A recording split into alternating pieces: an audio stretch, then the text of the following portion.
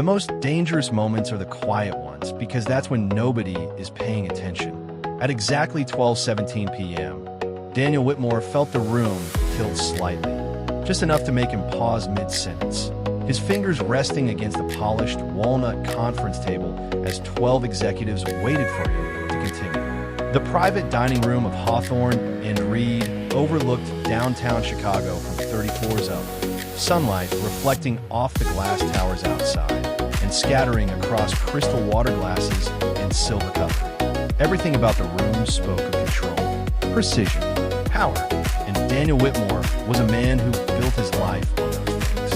At 41, he had turned a small cybersecurity startup into a multi-billion-dollar company, the kind of man whose calendar was scheduled down to 5-minute blocks and whose decisions could move markets before lunch. He didn't believe in surprises. He didn't believe in luck. And he certainly didn't believe in strangers changing the course of his day. Across the room, unnoticed by everyone at the table, Emily Carter refilled a water glass with steady hands. She moved the way she always did, quiet steps, straight posture, eyes that seemed soft until you realized they missed nothing. Most customers never remembered her face. That was fine with her. Invisible people saw the most. She noticed the way Daniel's assistant checked her smartwatch every 30 seconds.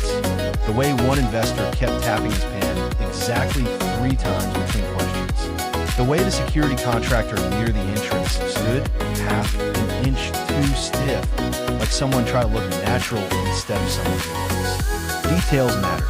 They always had, especially to someone who had spent years learning that danger rarely announced itself loudly. Emily placed the water pitcher back on her tray, but her eyes returned to the man near the doorway. Something about him didn't match. Not the suit, not the posture, not even the polite, neutral expression.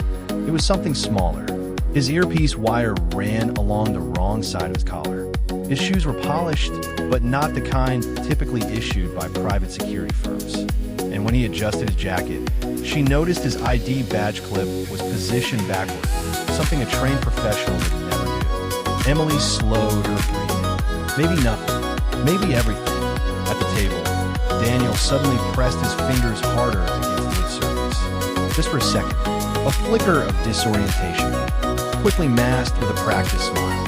As I was saying, he continued, his voice smooth, controlled. We expect fourth quarter growth to exceed projections by at least 12%. No one noticed the slight pause before he spoke. No one except Emily. She saw the subtle tightening in his jaw, the brief, unfocused look in his eyes, the kind most people would dismiss as fatigue. Her instincts disagreed.